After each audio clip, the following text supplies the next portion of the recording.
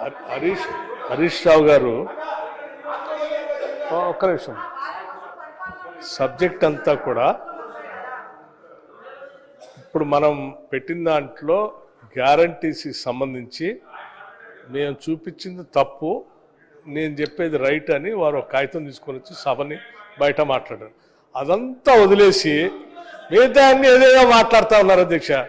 లేని పని ఇప్పుడు ముఖ్యమంత్రి గారు, కాంగ్రెస్ ముఖ్యమంత్రి గారు వారు అప్పుడెప్పుడు ఏదో ఉన్నారు మాట్లాడారంటే అది అసంబద్ధమైంది. అసంబద్ధమైంది, సంబంధం లేనటువంటి అంశాలు ఈ రకంగా అంటే మన దగ్గర విషయం లేనప్పుడు మిగతా అన్ని మాట్లాడుతుంటాం అధ్యక్ష. సబ్జెక్టు మనం పెట్టింది దీనికోసం ఆర్బీఐది అండి. ఆర్బీఐది మీరు మళ్ళీ ఫిబ్రవరి ఒక నెల అయితే అది కూడా వచ్చేస్తుంది.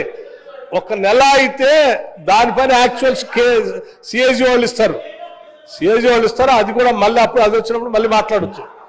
దయచేసి సార్ చాలు, ఎనఫ్ ఆఫ్ డిస్కషన్.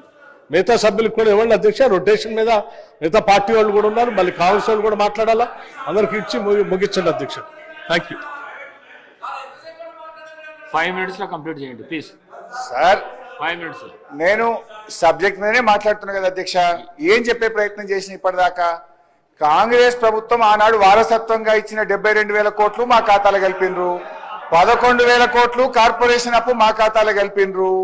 అదే విధంగా రాష్ట్ర ప్రభుత్వ ఖజానా మీద భారం లేని రాష్ట్ర ప్రభుత్వం గ్యారంటీ ఇవ్వనటువంటి అప్పులు మా ఖాతాలో 1,54,000 కోట్లు కలిపినరు.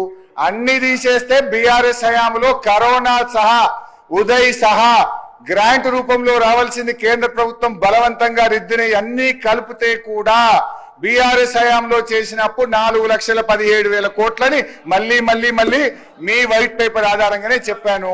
అదే విధంగా నేనేం చెప్పినా, మీరు ఏడాది కాలంలోనే 1,27,000 కోట్ల అప్పు చేశారు అని మీ కాయిదాల ఆధారంగానే చెప్పాను.